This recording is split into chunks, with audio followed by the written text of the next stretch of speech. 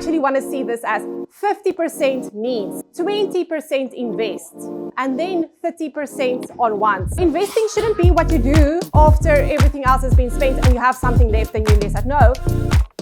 I recently hosted a Money with Carla event in Cape Town and I received amazing feedback from all the attendees. So I wanted to share the most valuable moments with you. Overall, the event was more than 3 hours, so of course I had to cut out most of it, but I hope this is still valuable to you. So nothing that I say is personal, financial, or tax advice. So everything I say is for education only. Let's talk about building wealth. I've told you now what kind of mistakes I see. Now I want to tell you how you can build wealth. This is the 3 pillars to building wealth. And ultimately what we want to achieve is compounding at the top. Compounding is the most underrated factor in building wealth. Compounding is the greatest force in nature. And you should use compounding to your advantage.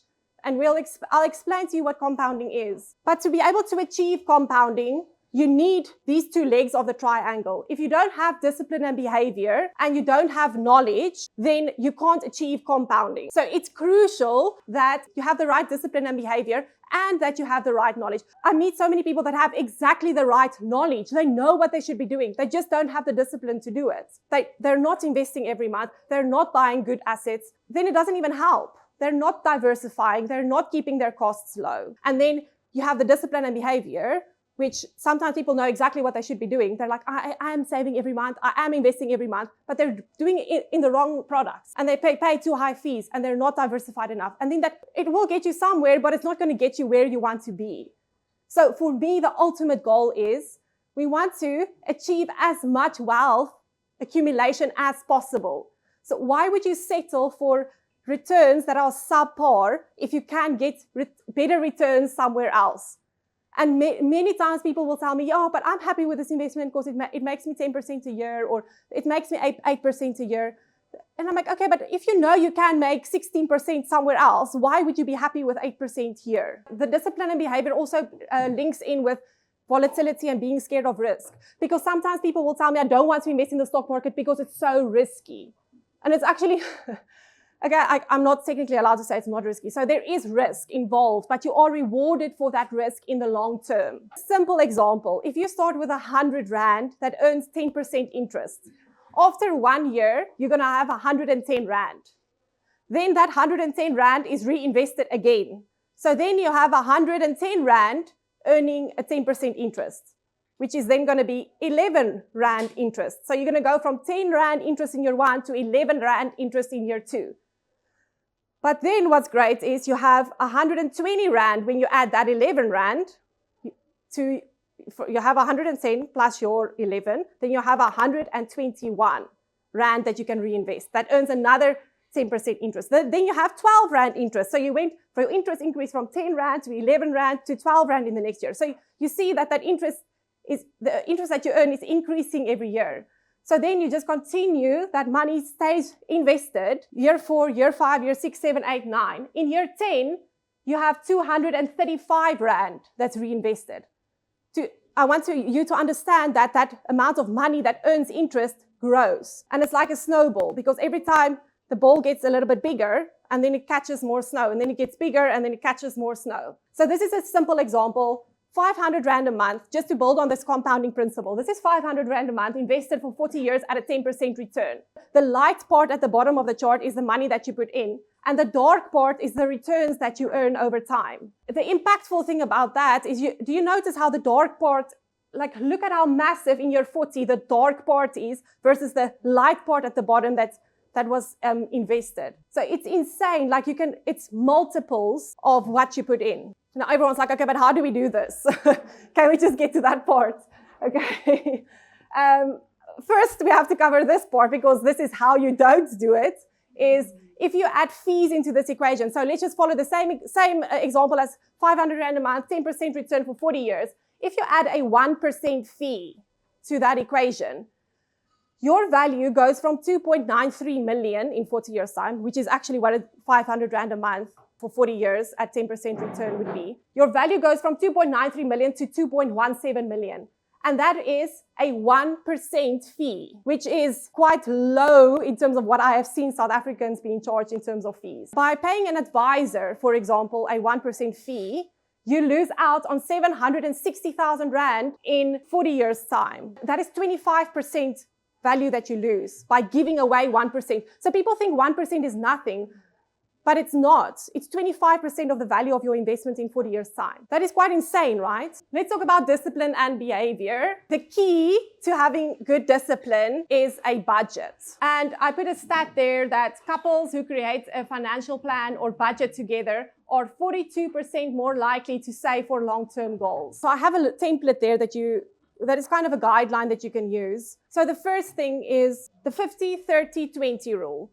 He mentioned earlier, you should invest 20% of your money. The 50-30-20 rule is 50% of your income, of your household income if you're married, or if you're single, of your single income is allocated towards needs. So those are the things that you physically need to survive. A place to live, transport, food to eat. 30% is allocated towards wants. Eating out, which is a luxury, or buying clothes, or sports, exactly, playing golf. Those are the wants. And then the 20% that should be invested. I actually want to see this as 50% needs, 20% invest, and then 30% on wants. Investing shouldn't be what you do after everything else has been spent and you have something left and you invest that. No, you should have your wants so that you can physically survive. Then you should invest, and then you have money left that you can spend. The next part is fixed and variable expenses, because tracking a budget can be cumbersome, right?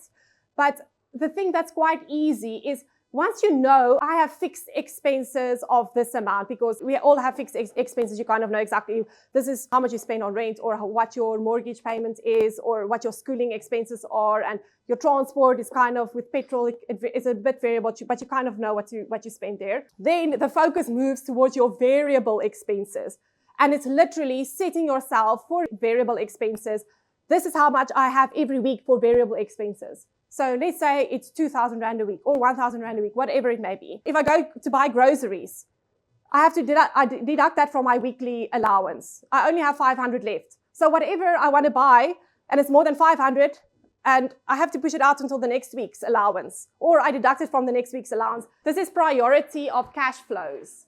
So the 20% that you allocate towards investments, before you invest, you have to pay off debt that you have. If you have any high cost debt, it doesn't help you invest, but you actually have debt that's accumulating a cost or a borrowing cost. You need to get rid of your debt first. That's the first priority. If you have any, I call it high interest debt, that's more than 13% in South Africa, that's my benchmark, just my personal benchmark, then you need to pay that off first. Then the second priority is you need to set up an emergency fund. An emergency fund is really there to protect you in case you lose your job, in case you have a family emergency. You need to have some cash that you can use in an emergency, because if the stock market is down, you don't want to need that cash that's in the stock market. And an emergency fund is something that you should put in a notice deposit account, and you have it there in case you need it.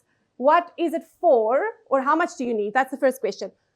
So if you are employed and you earn like a fixed salary every month, you have kind of good job security, then you should have 3 to 6 months of living costs in an emergency fund. If you are self-employed, then you need between 6 to 12 months of living costs. Just because your income might fluctuate and you want to be able to, if in case you don't get any jobs for 3 months, you still want to be able to have sufficient cash to cover your living costs, so that you don't have to sell your house or sell your car in case you get into an emergency. Now we're going to talk about knowledge, because that's an extremely important component. It doesn't help that you are a continuous investor and that your behavior is good, but you don't invest in the right, smart, low-cost, diversified way. So now I'm going to help you how to think about those things. So the first image here to understand, this is the global stock market. This image portrays the sizes of each country's stock market. The US is almost half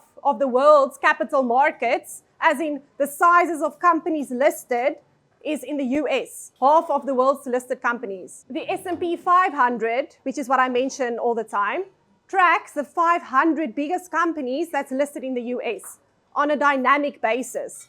So it's not someone sitting there and saying, oh, this looks like a good company, let's put it in the S&P 500, or it's literally based on size. The 500 biggest companies are in the S&P 500. South Africa's stock market is 1.1% of the global stock market. If you're only exposed to the South African stock market, then you're only exposed to 1% of the global stock market. And that is scary because you're not diversified. The S&P 500, or the concept of investing in an entire market, is similar to saying, instead of you trying to choose the best football player in a league, you're going to say, instead of betting on a player, I'm going to bet on an entire team because you know this is a good team. That is actually going to perform better in the long term, and we have so much data that shows us that. We can't use historic performance as an indicator of future performance, I have to say that. But ETFs have become a popular investing tool in the early 2000s. The first one was opened in or listed in 1993.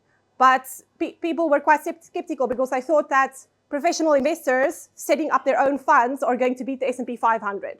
Then, as time went on, they realized actually these very fancy investors, right, like Ray Dalio and all of these guys in South Africa, for example, they can't outperform the S&P 500 with their funds and all the analysis that they do, because actually the market's movement, the averages of the market, you can't beat that because they can't get it right, as in it's too hard to determine which companies are going to perform better than others. It's much better just to say, I'm just going to buy them all and just perform with the markets. I'm just going to track the markets. Now we have more than 20 years of data that shows us these actively managed funds, where they actively try to choose which companies are better than others. They don't beat the passive funds or the index or the ETFs.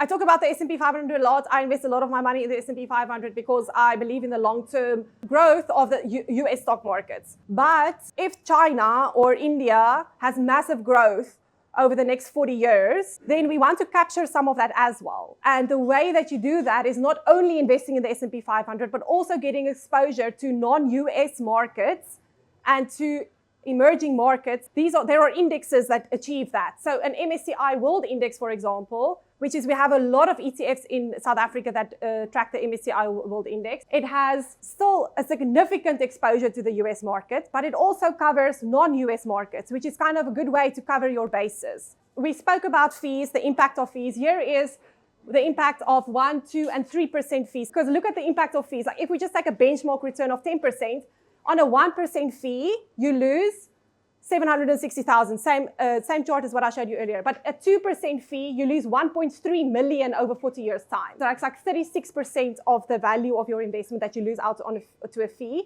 A 3% fee, you lose 1.7 million over 40 years. A 3% fee actually takes half of the investment value towards fees in 40 years' time. And people think 3% is not that bad. It's actually like a massive impact. If what you heard tonight is overwhelming, I think it's actually amazing because there is so much that you still can learn. I want to really encourage you to learn. You have to educate yourself on this. Watch my YouTube videos, read my blogs. When I do my course, do my course when I launch that. And I want to say thank you to everyone